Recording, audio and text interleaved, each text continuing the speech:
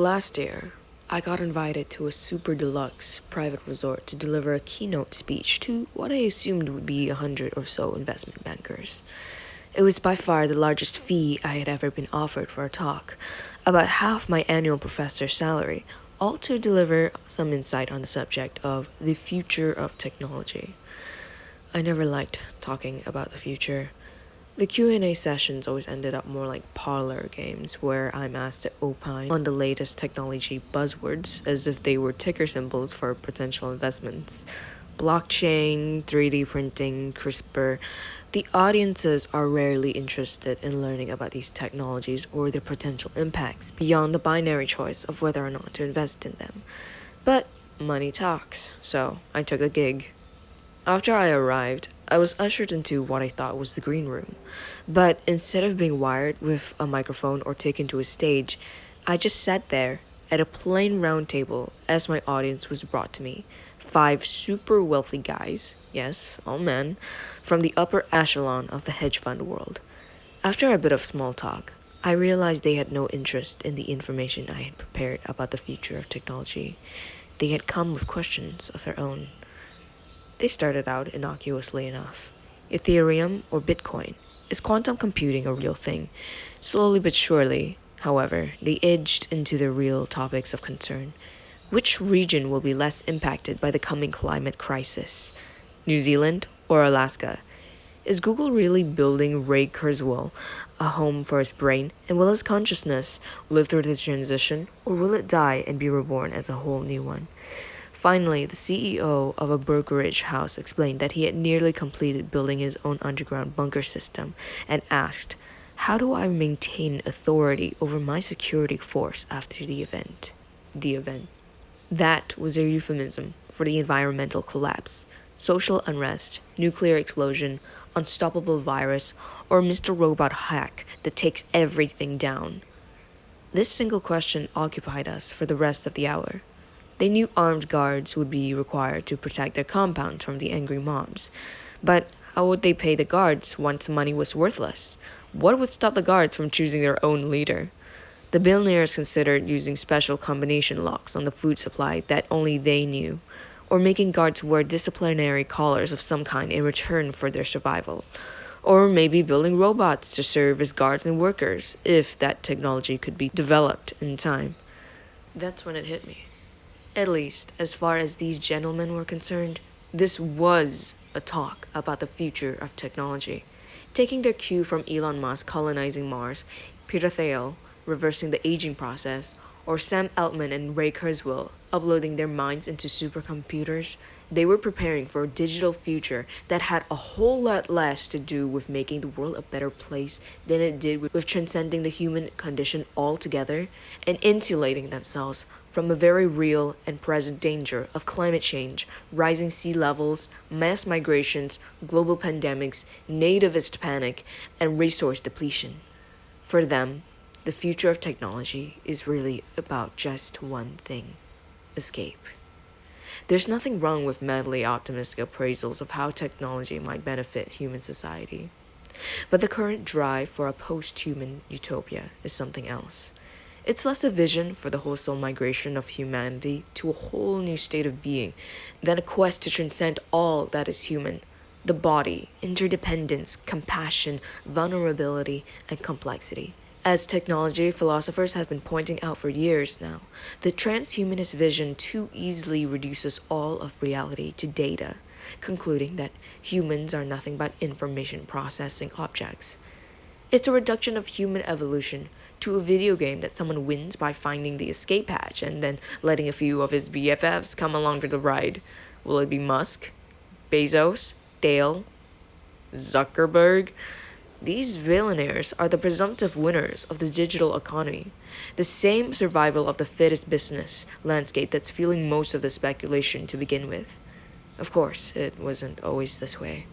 There was a brief moment in the early 1990s when the digital future felt open-ended and up for our invention. Technology was becoming a playground for the counterculture, who saw in it the opportunity to create a more inclusive, distributed, and pro-human future. But established business interests only saw new potentials for the same old extraction, and too many technologies were seduced by unicorn IPOs. Digital futures became understood more like stock futures or cotton futures, something to predict and make bets on. So, nearly every speech, article, study, documentary, or white paper was seen as relevant only insofar as it pointed to a ticker symbol. The future became less a thing we create through our present day choices, or hopes for humankind, than a predestined scenario we can bet on with our venture capital, but arrive at passively. This freed everyone from the moral implications of their activities. Technology development became less a story of collective flourishing than personal survival. Worse, as I learned, to call attention to any of this was to unintentionally cast oneself as an enemy of the market or an anti-technology curmudgeon. So instead of considering the practical ethics of impoverishing and exploiting the many in the name of the few, most academics, journalists, and science fiction writers instead considered much more abstract and fanciful conundrums. Is it fair for a stock trader to use smart drugs? Should children get implants for foreign languages? Do we want autonomous vehicles to prioritize the lives of pedestrians over those of its passengers? Should the first Mars colonies be run as democracies? Does changing my DNA undermine my identity? Should robots have rights? Asking these sort of questions, while philosophically entertaining, is a poor substitute for wrestling with the real moral quandaries associated with unbridled technological development in the name of corporate capitalism. Digital platforms have already turned an already exploitive and extractive marketplace, think Walmart, into an even more dehumanizing successor, think Amazon. Most of us became aware of these downsides in the form of automated jobs, the gig economy, and the demise of local retail. But the more devastating impacts of pedal to the metal digital capitalism fall on the environment and global poor. The manufacture of some of our computers and smartphones still use networks of slave labor. These practices are so deeply entrenched that a company called Fairphone, founded from the ground up to make and market ethical phones, learned it was impossible. The company's founder now sadly refers to their products as fairer phones.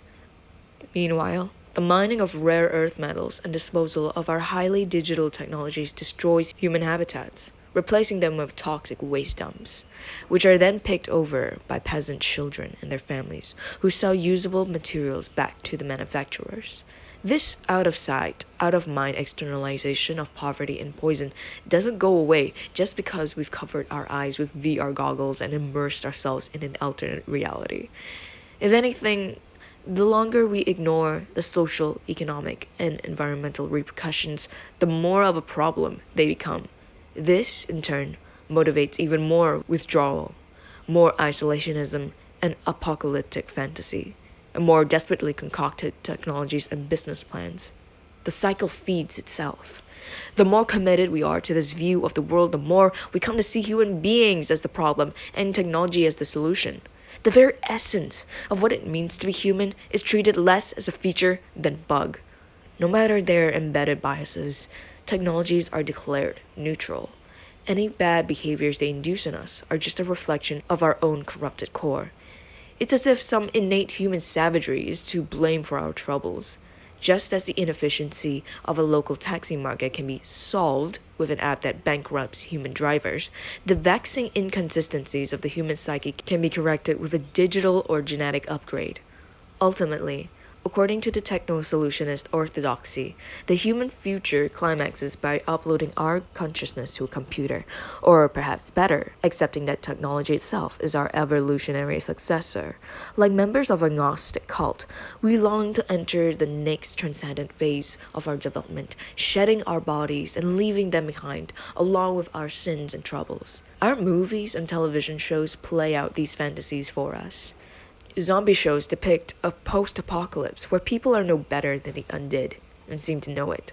Worse, these shows invite viewers to imagine the future as a zero-sum battle between the remaining humans where one group's survival is dependent on another one's demise. Even Westworld, based on a science fiction novel where robots run amok, ended its second season with the ultimate reveal. Human beings are simpler and more predictable than the artificial intelligences we create. The robots learn that each of us can be reduced to just a few lines of code, and that we're incapable of making any willful choices. Heck, even the robots in the show want to escape the confines of their bodies and spend the rest of their lives in a computer simulation. The mental gymnastics required for such a profound role reversal between humans and machines all depend on the underlying assumption that humans suck. Let's either change them or get away from them forever. Thus, we get tech billionaires launching electric cars into space, as if this symbolizes something more than one billionaire's capacity for corporate promotion. And if a few people do reach escape velocity and somehow survive in a bubble on Mars, despite our inability to maintain such a bubble even here on Earth in either of two multi-billionaire biosphere trials, the result will be less a continuation of the human diaspora than a lifeboat for the elite. When the hedge funders asked me the best way to maintain authority over their security forces after the event, I suggested that their best bet would be to treat those people really well right now. They should be engaging with their security staffs as if they were members of their own family. And the more they can expand this ethos of inclusivity to the rest of their business practices, supply chain management, sustainability efforts, and wealth distribution, the less chance there will be of an event in the first place. All this technological wizardry could be applied towards less romantic but entirely more collective interests right now. They were amused by my optimism. They didn't really buy it. They were not interested in how to avoid a calamity. They're convinced we are too far gone. For all their wealth and power, they don't believe they can affect the future.